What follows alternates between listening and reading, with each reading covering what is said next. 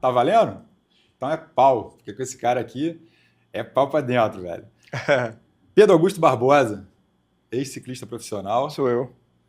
multicampeão, Sou eu. estrada, contrarrelógio, mountain bike também? Não. Não. Mountain bike não. Cara, um dos caras que eu conheço desde que eu voltei pro ciclismo, ali por volta de 2010, conheci o Pedrinho. O Pedrinho era referência pra gente na UF, No UF, sim. equipe de Niterói. Equipe de Niterói. E aí um cara envolvido com ciclismo, a vida, né? Acho que ciclismo é a tua vida, né? Tudo que eu tenho é a bicicleta que me deu, pô. É isso. E Tudo. hoje ele é um... A gente brinca, né? Entre a gente, ele é frenemy. Pedrinho é manager de venda da ASUS no Brasil. Uma das marcas mais importantes do mundo de roupa de ciclismo. Desenvolvedora de tecnologia, assim, lá no topo. Eu tenho uma admiração absurda pelo trabalho deles. E vou conversar com esse camarada aqui que é, puta, meu praça. Vamos. E aí, Pedrinho? E aí? O que é o ciclismo na tua vida, cara? O ciclismo pra mim é paixão. Acho que você tem que amar muito o que você faz muito bem. Acho que esse é o princípio de tudo, né? O ciclismo para mim é amor, é paixão, é tudo que envolve sentimentos bons. Eu nunca saí para pedalar um dia sem aprender algo com o ciclismo. Hoje eu pedalei, eu aprendi alguma coisa com o ciclismo. Então acho que ele é um aprendizado que vem comigo há 22 anos. Tu tá com quantos anos? Tô com 43, 4.3. Tá bem. E tudo que eu tenho hoje, como eu falei antes, tudo que eu tenho hoje é a bicicleta que me deu. E, consequentemente, o ciclismo que me deu. Então, é uma vida trabalhada em cima da bicicleta. Bacana. Cara, entrar num assunto aqui que a gente sempre conversa isso em off, falar que é polêmico, acho que não é a palavra, mas é um assunto delicado. Ciclismo profissional no Brasil versus ciclismo master. Eu acho que o ciclismo profissional ele teve um momento áureo no Brasil, né? Década de 2000 ali, no final de 90. A gente tinha prova, por exemplo, no Rio de Janeiro, uma vez por mês ou a cada 2 fins de semana a gente tinha prova. E provas grandes, né? A gente tinha uma cena profissional no Brasil muito, muito consistente, muito grande. Época de Alvarenga ou pós-Alvarenga? Época do Álvaro. Época do Álvaro. Mas eu acho que o ciclismo master, ele vem muito norteado pelo ciclismo profissional, entendeu? Se a cena profissional ela tá boa, o ciclismo master ele também tá bom, né?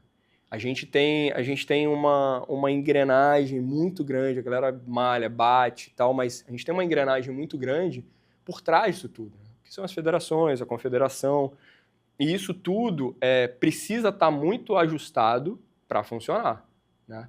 Então a gente teve esse momento áureo, que caiu um pouco depois por causa dos escândalos de doping, né? A gente teve muito escândalo de doping no ciclismo nacional, e isso afastou a empresa. Foi que época, mais ou menos? Entre 2015, ali depois de 2015, né? 2013, 2015. Eu fiz o Tour do Rio de 2010. Eu lembro. Né? Foi o primeiro que a Luiza organizou. Antes era a Volta do Rio, que o Daniel Argelin ganhou, enfim. E depois teve um pós que foi o Tour do Rio, foi a partir de 2010. O Tour do Rio durou, sei lá, 6 anos, 5 anos, trouxe muita gente boa pra cá. Sabia que o Carapaz já correu? Sério? O Carapaz já correu. Então a Luiza se orgulha muito. Qual era a equipe? Não lembro. Lembra? Mas era a equipe colombiana ou eu acho que era equatoriana. Que maneiro. A Luiza tem um apreço muito grande por isso. Então, assim, teve essa época de grana, de marketing, de tudo, que era muito legal, assim. Tinha a Copa Rio, que você deve ter participado. Óbvio. E isso eram etapas, era prova no aterro.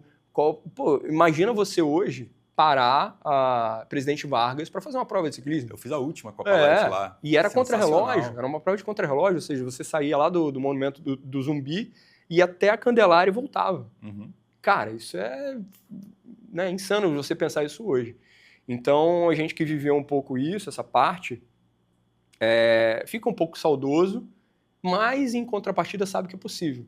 Né? Sim. Aí, falando sobre isso, isso é uma outra coisa que a gente às vezes conversa bastante, e eu não estou falando de agora, tá? Eu estou falando dessa época, 2010 até 2015, 2018. Aquela época, o ciclismo no Brasil, mesmo o profissional, ele ainda tinha um quê de amador. Isso não estou falando com relação à organização de prova, não. Estou falando com relação à estrutura de equipe, que era muito latente. Sim. Como é que era correr dessa forma, Pedro? Eu comecei no ciclismo profissional em 2005, né?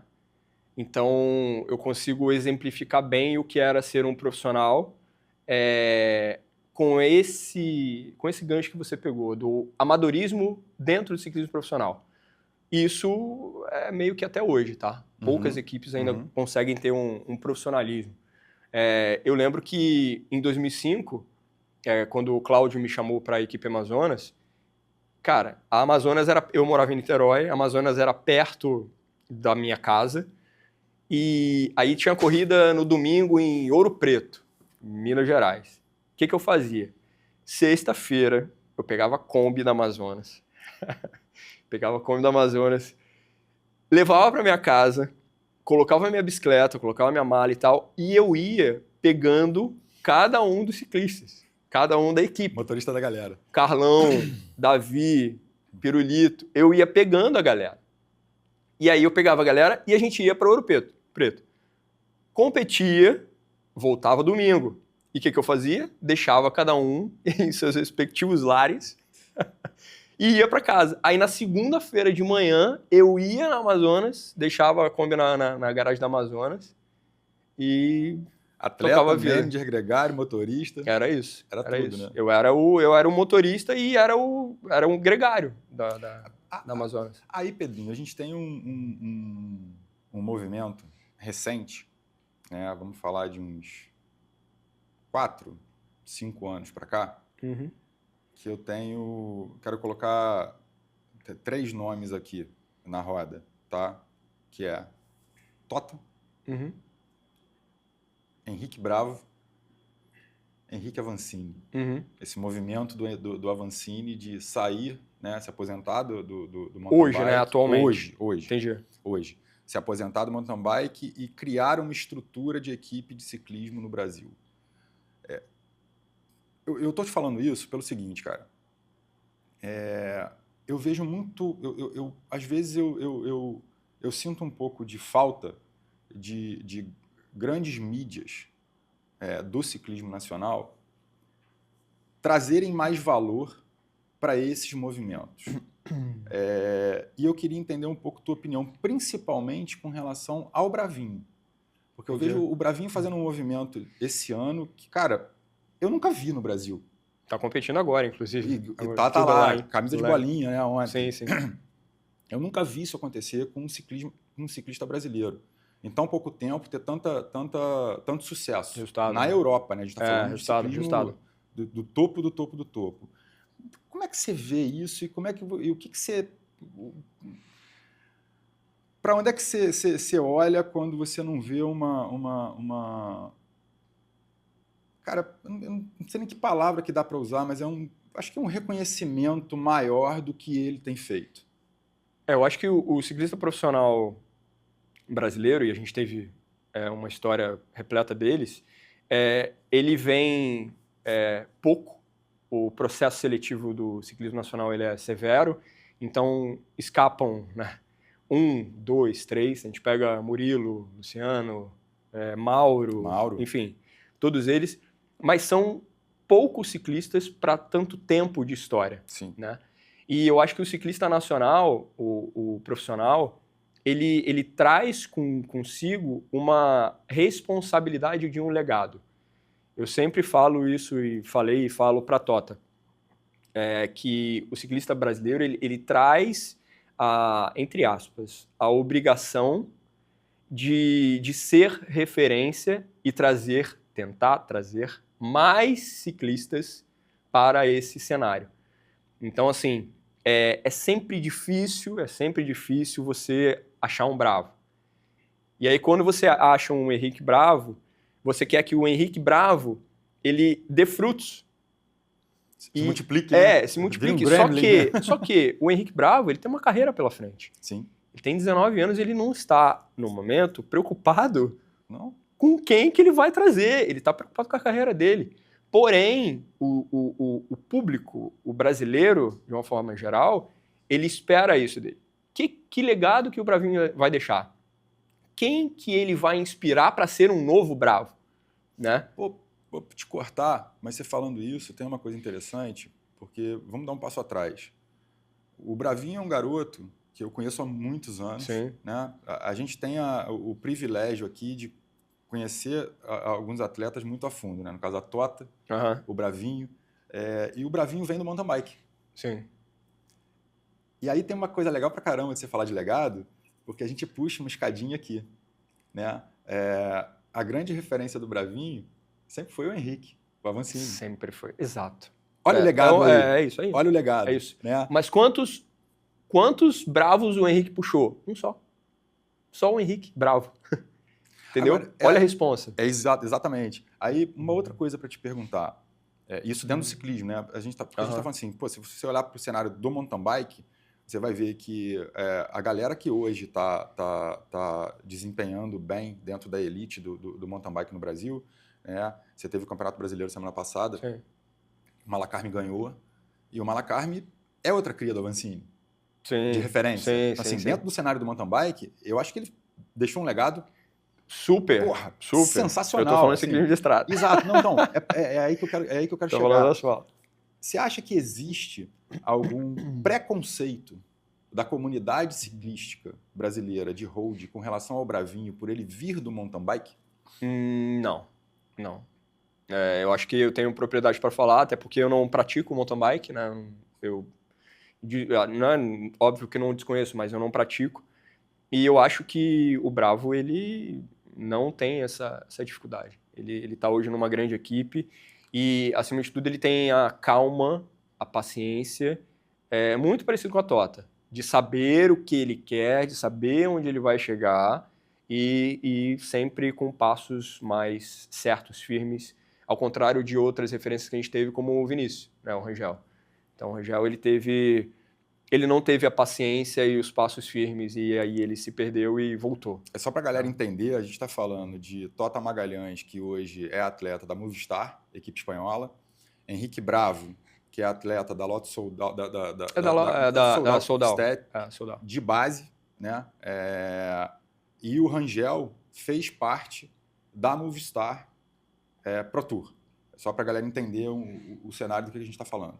Exato. Então, acho que não tem essa dificuldade do Bravo ter alguma... Não, ele está fazendo um grande trabalho na estrada. Que bom que ele foi para a estrada, né? Ótimo por isso. E ele sabe que se ele não for subir para o profissional ano que vem, ele vai no próximo ano, entendeu? Cara, isso foi uma coisa muito legal. O episódio 001, né, do podcast foi com ele. Lá em BH, o Breno entrevistou ele. Pô, perfeito. E foi legal porque o Breno perguntou um pouco sobre isso a ele.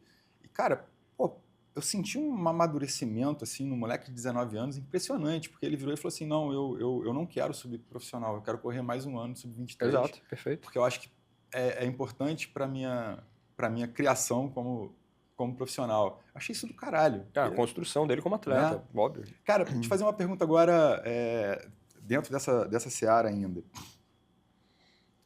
Quando a gente vê a Tota hoje, né? Pô, tá lá em cima, eu acho que existiram algumas pessoas que tiveram um peso muito grande na construção da Tota como atleta. E o meu conhecimento, eu posso até estar falando uma grande besteira, mas eu vejo duas pessoas aqui no Rio como de suma importância para essa, entre aspas, criação da Tota como atleta, que é o Walter Tuch e você. Como é que foi esse processo, Pedro? Como é que é se eu olhar hoje, ver ela lá, a responsabilidade, a relação que você tem com ela? Como é que é? Eu conheci a Tota, ela tinha 16 para 17, eu trabalho na Asus, né? Então a Cláudia, sócia da Asus, ela tem uma grande intimidade com a família da Tota, é da família da Tota, inclusive, E ela sempre conectou a Tota à Asus, né? Ela via o desenvolvimento da Tota e ela sempre quis ajudar a Tota com a Asus. E eu entrei na Asus. E aí, consequentemente, a Cláudia também disponibilizou a mim para ajudar a Tota. E aí a gente começou a construir essa relação. Todos os treinos, né? O Walter passava os treinos para ela, ele passava o treino e a gente executava o treino, né? Então, eu sempre tive uma relação se você me perguntar se eu imaginaria que a Tota estivesse onde está, não sei. Entendo. Porque ela superou todas as Todas as expectativas, expectativas. inclusive as dela, talvez. Mas eu vi ali muita força mental de saber onde queria chegar, entendeu? Então, a Tota sempre foi muito disciplinada, resiliente, enfim. E então, eu vejo que hoje ela surpreendeu, né, por estar onde está, e eu fico muito feliz porque hoje eu tenho 3 filhas, né? E eu sempre quando quando a Tota vem para o Brasil, eu pego a Tota e coloco ela próximo a minhas filhas, entendeu?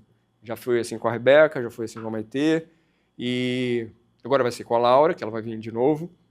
E esse é o aspecto, assim, é o que eu penso quando eu penso em relação a ela, assim. Tem toda a parte física, técnica, conselheira, de trocação de ideia, a gente troca direto mensagem, e eu sinto isso um pouco da família dela também, que é o que mais me deixa feliz, né? A Cissa, o Petrônio, então todo mundo reconhece isso, né? Reconhece abertamente.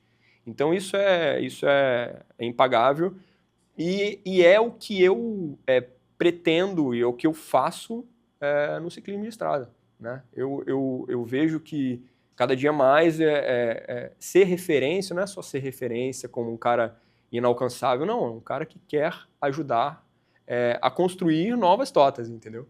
Então, cara, eu sempre tive projetos, trabalho, aulas e tudo para tentar reproduzir esse modelo de tota, sabendo que é muito difícil, né? Sabendo que a vida do atleta profissional de ciclismo é complicada e a pessoa ela tem que querer muito e passar por muita coisa. Eu conheço bastante a Tota também, acho que da mesma época que você.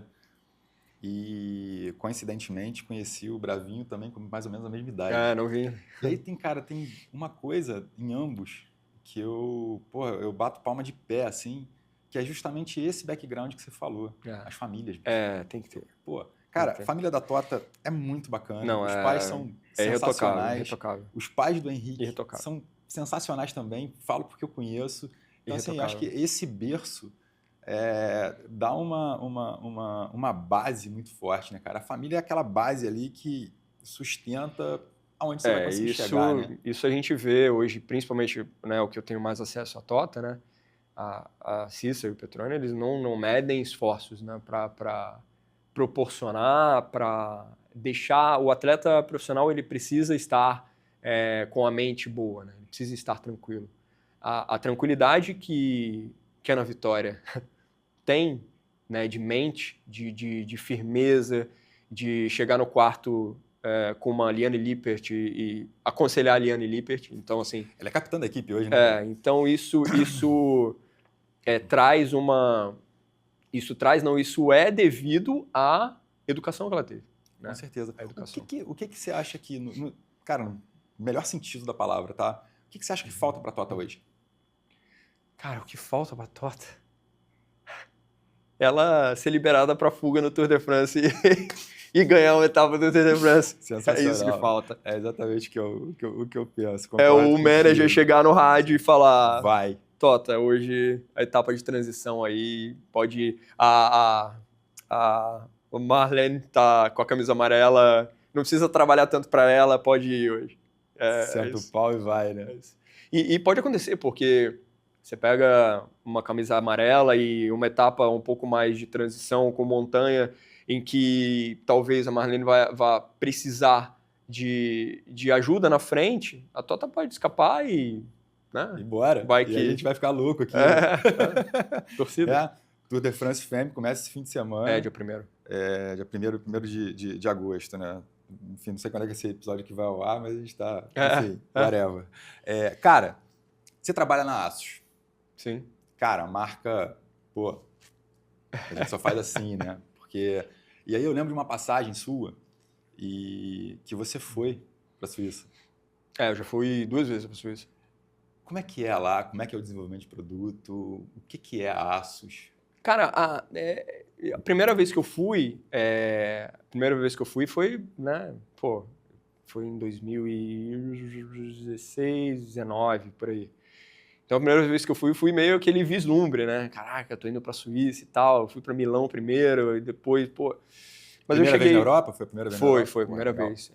Eu fui pra Lugano, né? Eu cheguei em Lugano, Cláudio e Cláudio me largaram em Lugano. Cheguei em Lugano e, caraca... Era final de tarde, mas tava claro ainda. Eu falei, vou dar uma volta nesse lago aqui. Eu andei o lago todo, fui conhecendo tudo. E aí no dia seguinte eu conheci a loja, né, em Lugano, que é uma loja gigante, uma loja muito grande, é quase a sede, assim, fica de frente pro lago de Lugano. E tem a cidade que é Estábio, né? Estábio fica, é uma cidade suíça, fica em Estábio, Estábio fica o QG da Asus, né? Ficam as costureiras, fica o desenvolvimento, e é um processo muito, por mais que a Asus seja enorme, é um processo muito manual, sabe? Muito artesanal. As costureiras com trabalho, conheci todo o processo, toda a linha de produção, vi fazendo camisa, bretelle, o forro, e isso foi muito, muito gratificante para mim. Assim. Eu fiquei muito assustado com o cuidado que tem. O padrão de qualidade da Acer é muito grande. É muito grande. Então, e detalhe, riqueza de acabamento, tudo isso me chamou muita atenção. E aí eu fiquei lá e tem sempre uma convenção, né? Então você tem a linha do próximo ano, né? Você passa para aprender a linha do próximo ano.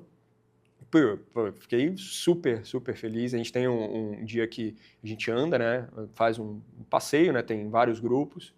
E aí na segunda vez, que foi agora, foi mais recente, a gente ficou numa comuna italiana chamada Porlezza.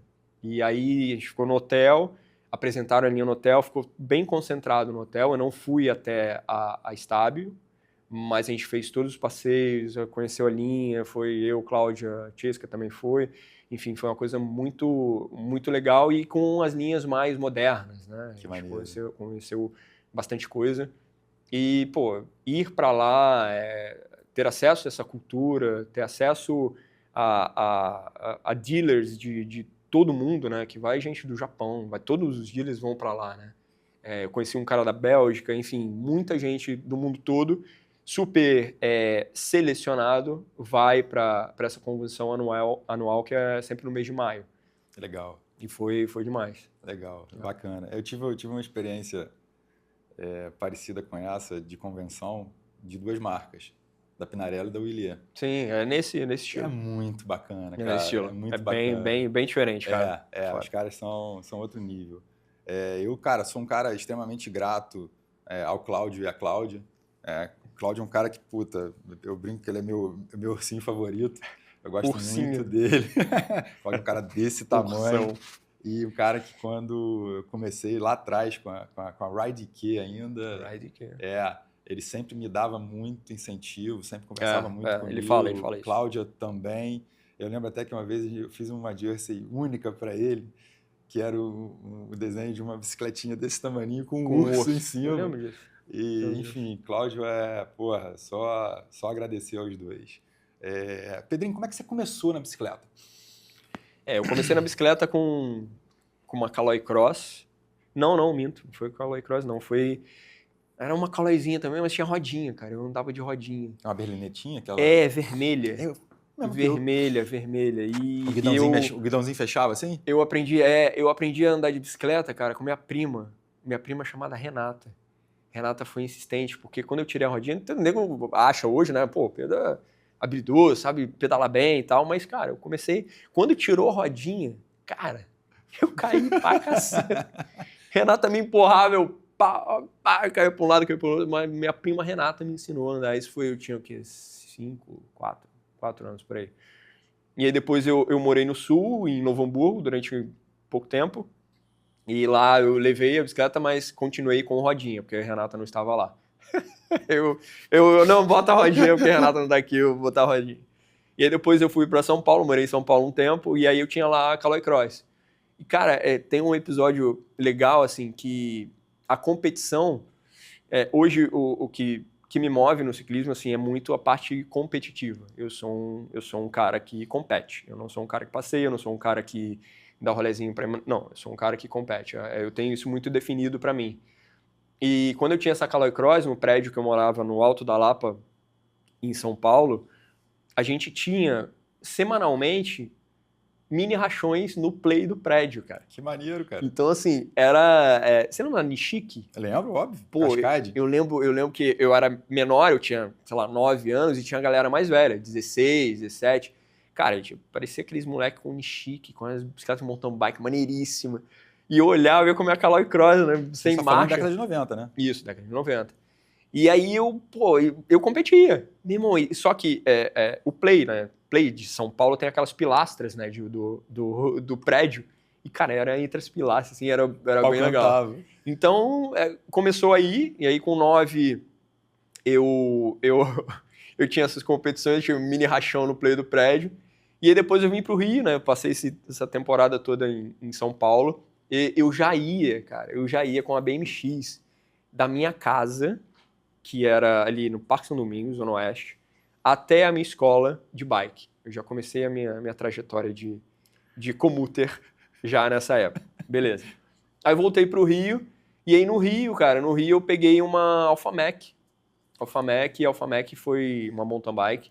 Botei um pneu fino nela, e essa Alpha Mac meio que me jogou na parte da bike, assim, sabe? Depois da Alpha Mac eu tive uma Light Speed e tal, enfim, acho que foi essa a trajetória. E quem assim. que é a tua grande referência de ciclismo no Brasil? Ai, caramba. Isso é fácil. Elvio Barreto. Elvio Barreto. Elvio Barreto. Elvio foi... Seu Elvio. Seu Elvio. Elvio tem... Hoje ele deve estar... Falei com ele anteontem. Ele participou do Giro Vecchio. Sabe? Você tá de brincadeira. Foi homenageado no Giro Vecchio. Que isso, cara. Elvio é um ciclista... já foi profissional na década de 70, 80, competiu com Carioquinha, enfim, um pouco de história do ciclismo. Elvio foi o primeiro brasileiro e único brasileiro a correr e vencer a Volta do Equador. Elvio tem uma história no ciclismo nacional muito, muito, muito forte, e a maneira com que eu posso retribuir esse legado dele é falando que ele é a minha referência. Sensacional. Então, Elvio, hoje ele deve estar com, acho que 68, por aí, 69. Vou pegar essa informação depois, mas ele é uma referência porque o Elvio era um ciclista muito, muito aguerrido, muito agressivo, né? Tipo você. E isso pega essa referência. Elvio é de Campos dos Goytacazes, região norte do estado do Rio, e é minha referência no ciclismo nacional, assim. Ele é um cara que toda vez que eu encontro, assim, é um cara que, pô, traduz o que é o ciclismo de estrada para mim, entendeu? E lá fora? Quem é a tua grande referência? Pô, eu até... Essa aí é fácil. Essa aí você que está assistindo, você sabe quem é. Caraca, eu tenho que contar a história toda. Não, você fala só quem vai contar a história, sou eu. Pô, fiquei até agoniado agora. Felipe Gilbert. Cara, eu não canso de contar essa história. História ótima. Não vou cansar nunca na minha vida. Ótima. Eu vou até interromper o entrevistado para contar essa história. O ano era 2016, Olimpíada do Brasil. E esse rapazinho que está aqui ao nosso lado manda um tweet para Felipe Gilbert. Mandei alguns. Mandei Mandou. uns 2, 3. Ele não respondeu, mas ele viu. Exato. E aí, cara, a seleção... Felipe Gilbert, um ciclista belga, um dos caras mais combativos que existiu na história do ciclismo mundial. Falo isso com muita tranquilidade. A seleção belga chega no Brasil em 2016 para a Olimpíada. Esse cara me mandou uma mensagem. Fala, porra, os caras vão treinar na prainha amanhã. Vamos comigo? Eu falei, vamos. A gente tava aquela Mesmo igual pinto no lixo, Era né? 16, né? Pra tudo 16, ciclista gringo pra tudo quanto é lado no Rio de Janeiro, a gente igual pinto Pô, no lixo. impressionante. E aí, beleza, fomos pra prainha. Chegamos lá no Mirante da Prainha e estamos lá. E o tempo passa. E passa meia hora. E passa 40. A gente ficou no Mirante, né? Mirante, A gente ficou no Mirante olhando, assim, né? Mirante. Esperando. E esse aqui olhando, igual criança olhando pra loja de brinquedo, né? Igual cachorro em porta de padaria vendo frango rodando. Né? Passava gente, a gente, caralho, fulano, e nada dos belgas aparecerem. E esse aqui já tava ficando nervoso. Aí, de repente, vem aqueles Smurfzinhos, né? Aqueles andam de azul clarinho. Azul clarinho. Vem aqueles Smurfzinhos lá embaixo. Eu falei, caralho, Pedrinho, olha lá. Aí, Pedrinho, e os caras estão vindo. E a gente, daqui a pouco, passa, né? Mas passou antes Passou o Vélens. Passou todo mundo. Vem, por último, Felipe Gilbert. Aí eu, bora, Pedrinho, vamos atrás. Aí começamos a descer e, pô, mantendo uma distância assim, eu, Pedrinho, chama o cara, Pedrinho. Pô, não, chama o cara, rapaz. E aí ele, hey, Phil! Não é exagero, não é mentira. Eu vi. Com esse olhinho aqui que papai do céu me deu. Felipe Gilbert faz assim no guidão da bicicleta. Hey, Pedro! Aí eu falei. Pedro. O bicho quase caiu no chão. Eu lembro. Come on with us. Eu lembro que quando ele falou Pedro, eu falei, cara, não faz isso. Eu não acreditei, não, né? Pedro, não me chama pelo nome, cara. Caraca, velho. E aí, bicho, a gente seguiu o circuito olímpico ao lado de Felipe Gilbert. Deu uma volta de toda. Greg Avermaet. Tudo. Foi Sérgio Paulo, Tim Vellens. Tem até o resto da história você conta aí. E depois disso a gente desceu ali a prainha. Aí entramos ali em Macumba, né? Fizemos... Macumba não, Grumari. Entramos tudo, subimos Cabritos. Eu subi... Tem foto minha, cara. Eu subi no Cabritos com o Vellens do meu lado. Não, eu tava na roda, né? Pô, isso é uma coisa aí... Eticamente falando, você é um torcedor, você fica ali atrás e acabou. E a gente só foi porque eles chamaram. Só foi porque ele chamou. E aí, subimos Cabritos, descemos, cara, eu fiquei ali na roda e chegou no topo da grota, né, que eles pararam, aí foram reabastecer. Aí o Gilberto me deu uma garrafa, o Igor tirou um monte de foto, ele autografou o cap que eu tava, eu levei caneta. O meu também. Levei caneta, né? Eu levei a gente caneta. Tava com o cap do SF. Do SF, Velu. Tava com cap, aí, pô, ele autografou tudo. E aí descemos, né? Eles tocaram. O profissional é legal, porque quando ele vê um torcedor, cara, ele tá no treino dele, torcedor, mas ele, às vezes, ele não dimensiona o quão relevante e importante é aquele momento pro torcedor, né? Eu tava ali em êxtase, né? E, cara, e eles tranquilão, e eu ali, caraca, os caras aqui.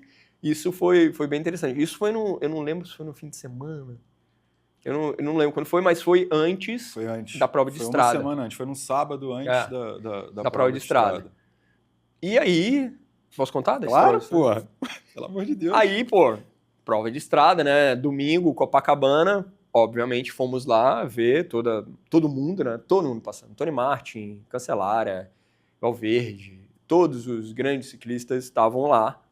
E você que é carioca e não era ciclista nessa época, só lamento, porque foi assim, para quem é um ciclista apaixonado, foi um momento épico, que eu tenho isso no meu palmar de ciclista. E aí, cara, vimos ali Murilo Fischer também estava na Olimpíada, Bozó, e aí a gente viu a largada, né? Falei com o Gilberto, ele veio até mim, falou comigo, pô, autografou de novo uma camisa minha da Bélgica, enfim. E aí largou. Eles fizeram 240 e poucos quilômetros, né? Fizeram 4 loopings desses que a gente fez na prainha, depois voltavam, faziam 3 vezes Canoas, né? Desciam ali em Niemeyer 3 vezes. E o melhor lugar para ficar para assistir era realmente Canoas. Paredão de Canoas. Né? Canoas, porque eles iam passar 3 vezes, iam passar subindo e iam passar lento. Né? Você conseguia assistir todo mundo. E aí, primeira volta. Tava eu lá no Paredão de Canoas, primeira volta, passou o Chiato Escapado, com o Guesch que passou, a gente Tem foto minha no Google. Se eu botar a Olimpíada, tá eu lá com o Kiato. Aí passou, aí veio o pelotão. Aí veio o pelotão e tal, passou o Gilberto. Aí eu, né, Alefio, e passou, ele meio que me reconheceu, mas não teve expressão nenhuma. Essa foi a primeira volta, ele já estava um pouco sobrado do grupo. Né? Tava no Então, grupeto. eu já vi que não ia ser tão fácil de ele ser campeão olímpico ali. Beleza. Aí, segunda volta, segunda Canoas deles. Aí já passou um grupo mais forte à frente. Se eu não me engano, já estava Valverde, Frume, e ele já mais atrás. Quando ele estava mais atrás, eu bati palma, né? Eu vi ele chegando, bati palma e tal. Aí ele já fez assim com a cabeça pra mim. Ele fez negativo assim pra mim. Merda. Tipo, não ia dar pra ele ganhar o ouro olímpico. Aí eu cheguei e dei um empurrão nele. Nessa hora que dei um empurrão nele, a câmera estava filmando. Então eu tenho no YouTube lá, eu empurrando o Gilberto. Push. Cara, e eu tava com a camisa de campeão belga, né? Então tava bem característico, né? E aí eu empurrei ele na segunda volta. E aí eu sabia que ele não ia, né, conseguir mais nada. Na terceira passagem, que foi a derradeira, a última passagem, ele já estava muito sobrado, já tinha passado o Greg, o Maika, que o Greg ganhou, né?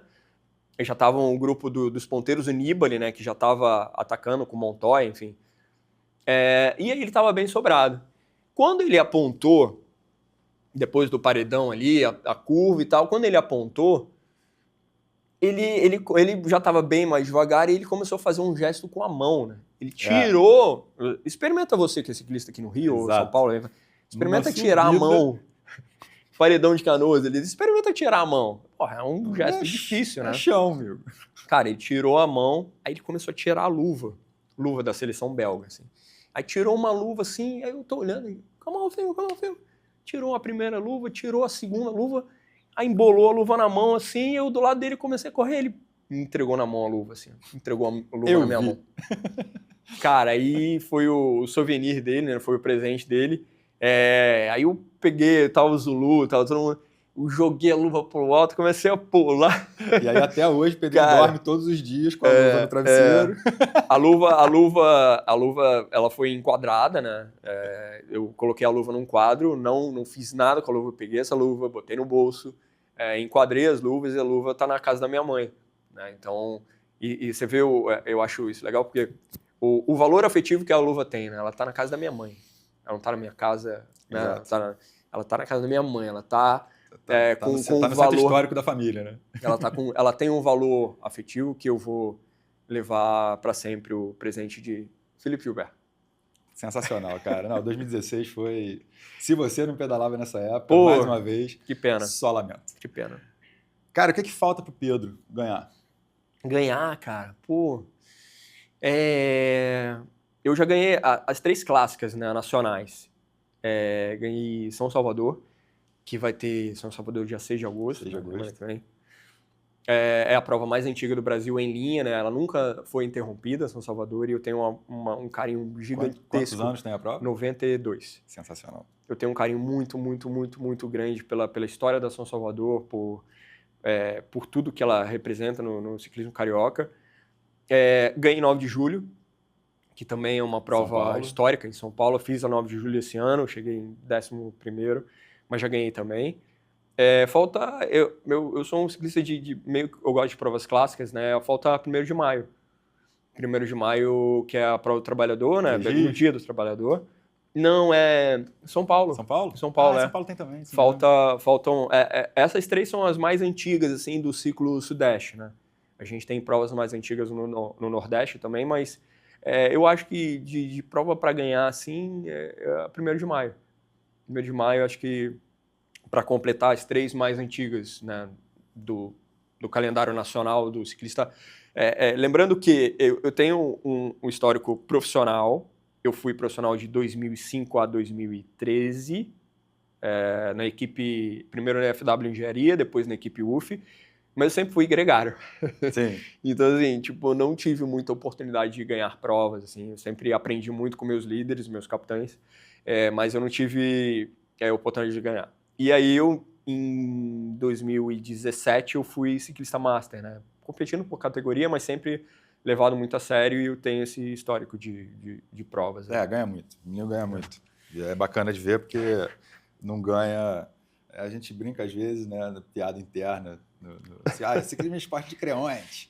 E o Pedro é um cara que eu convivo, ele é uma categoria abaixo da minha, mas a gente está sempre junto quando eu ainda competia e é um cara que joga limpo pra caramba. Um cara que vai, bate, ataca o tempo todo. Como tem que ser, né? É irritante.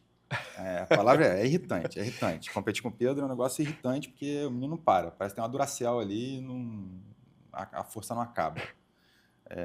Realmente impressionante o que esse moleque faz em cima de uma bicicleta. Ousadia e alegria. Ousadia e alegria. E os parça. Espaço. Né? Pedro, papo polêmico agora aqui. Opa, adoro. Bike versus tecnologia. É. Me conta aí, cara. Tá andando de freio a disco, né? Não. Tá. Não. A minha bicicleta de treino, ela é uma bicicleta freio a disco. Mas a minha bicicleta de competição, ela é uma bicicleta de freio no ar. E é isso. E potencímetro? Não uso potência. Cardio usa? Cara, eu fui moldado no treinamento através de batimento, né? De frequência cardíaca. E eu uso até hoje frequência, só frequência cardíaca. E aí, qual, assim, pô, tu usa frequência. Por que tem essa parada de não usar potência? É só mais um parâmetro, né? Sim, mas eu acho que a potência, ela não traduz o ciclismo que eu vivo, entendeu? A potência, eu jamais vou estar preso e terei uma métrica e uma referência que me controle, entendeu? Você acha que ela é limitadora? Ela é limitadora. Sim. Ela é limitadora. E o coração não? Não. O coração, eu vou olhar pra ele vai estar 195. Eu falei, caraca, tu é brabo mesmo. Continua batendo, filhão. Tu é brabo. 195, 196, 98 e vamos. Não vou explodir, velho. Não vou explodir. O coração é meu. A gente teve um dia que eu tava conversando com o Dudu aqui e a gente falando sobre isso, né? O Dudu é um cara que, pô, troca de bicicleta pra caramba. Eu não sou esse tipo de cara, acho que por alguns fatores. Um que eu gosto de usar o equipamento e conhecer bem o equipamento. Outro fator grana, que também... Porra, tem a grana também, né? Pra caramba. Eu entrei no mérito. E você é um cara que... Eu sempre vejo que você tem assim, a gente tem essa característica meio parecida de usar o equipamento. Né? Por exemplo, eu nunca te vi em outra contrarrelógio na minha vida. Tem o fator grana, né? Hoje as bicicletas estão caras, né? Você pega uma Chive nova do Renko, Evenepoel, Tu acha que teu desempenho seria muito, mas muito melhor do que é com a BMC? Melhoraria. Mas eu tenho uma lógica, assim, que aquilo que eu faço hoje com as minhas bicicletas, eu ganho provas, né? Na categoria Master. Ano passado eu cheguei em terceiro no Campeonato Brasileiro de Contrarrelógio. Se eu não estivesse com a minha BMC e eu estivesse com uma Chive, eu cheguei, 6 segundos atrás do Vidal e 20 segundos atrás do Thiago. Se eu tivesse uma Chive, será que contaria? Eu acho que sim. Eu acho que sim. Mas ela me proporciona uma boa performance para ganhar provas. A minha Specialized, a minha... Não sei se pode falar, né? Claro.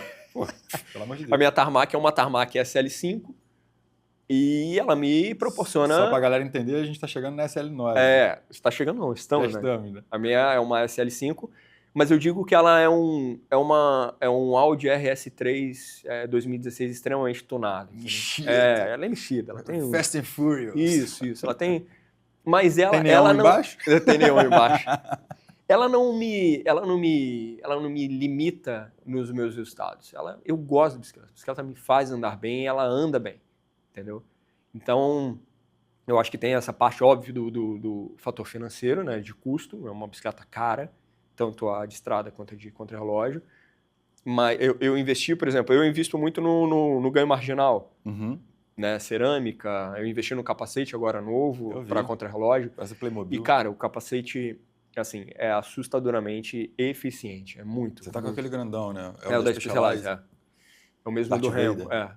Então, ele é muito eficiente, ele dá um retorno muito, muito significativo, muito expressivo.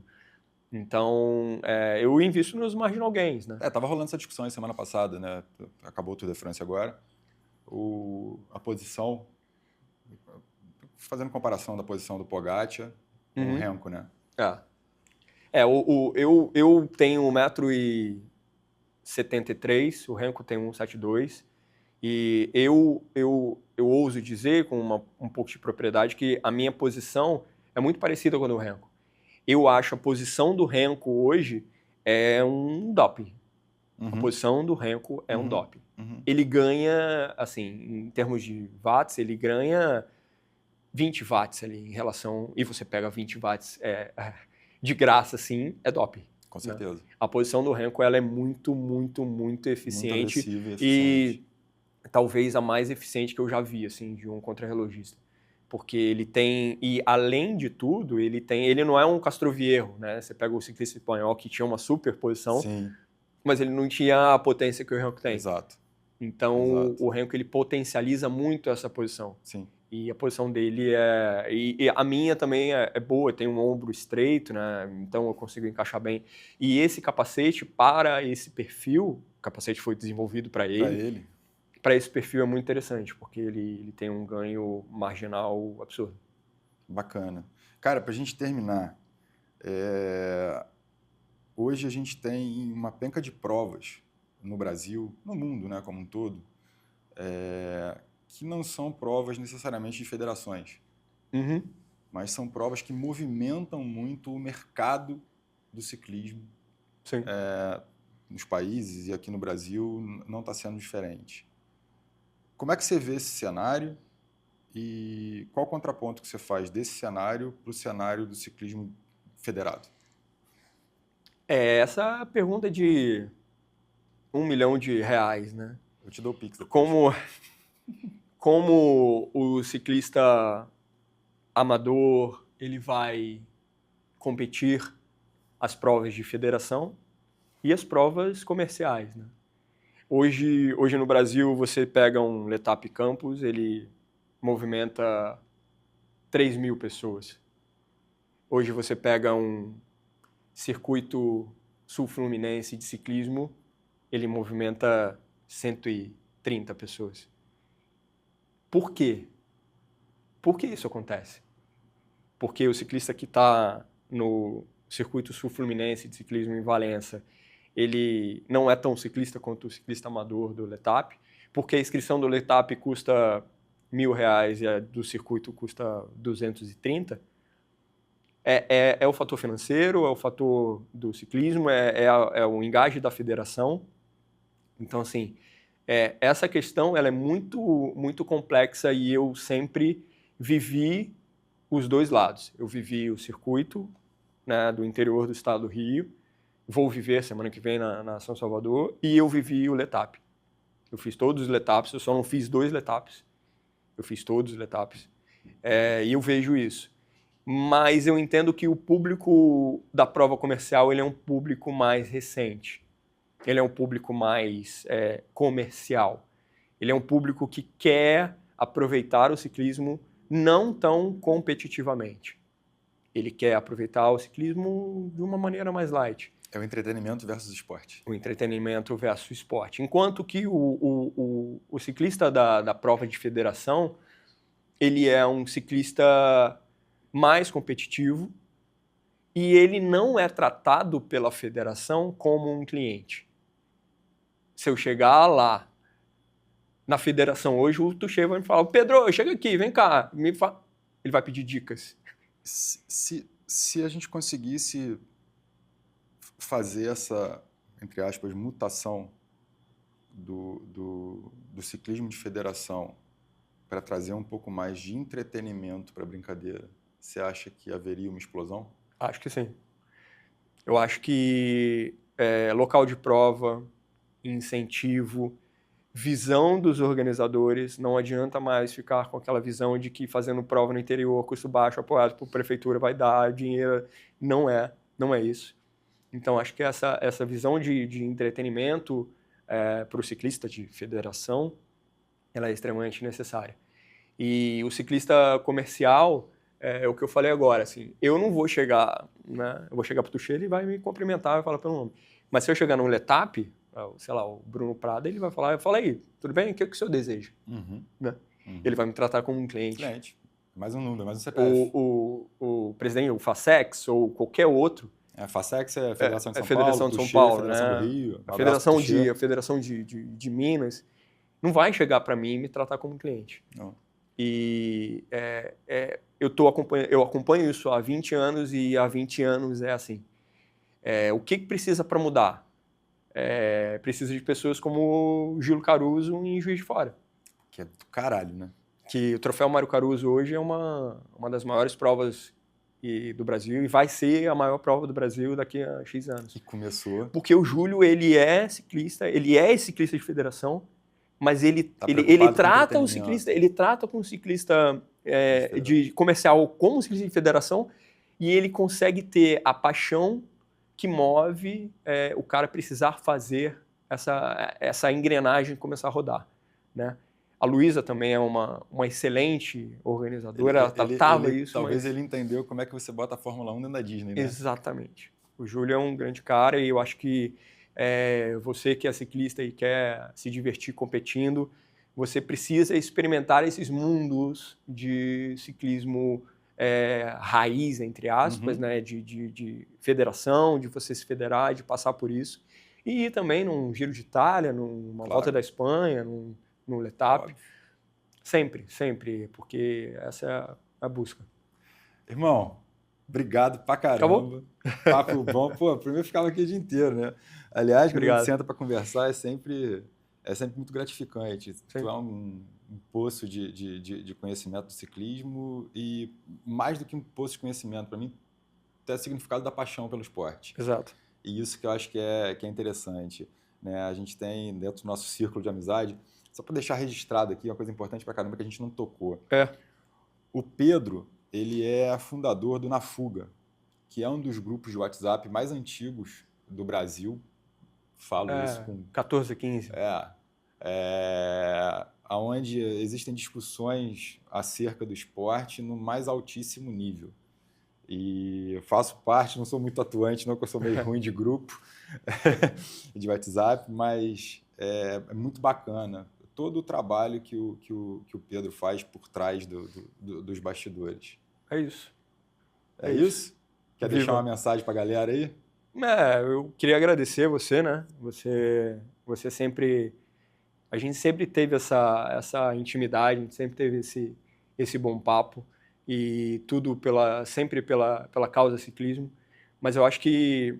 eu citei até uma legenda esses dias no meu Instagram que a minha busca é estar sempre com pessoas melhores, pessoas boas, para eu me transformar numa pessoa melhor.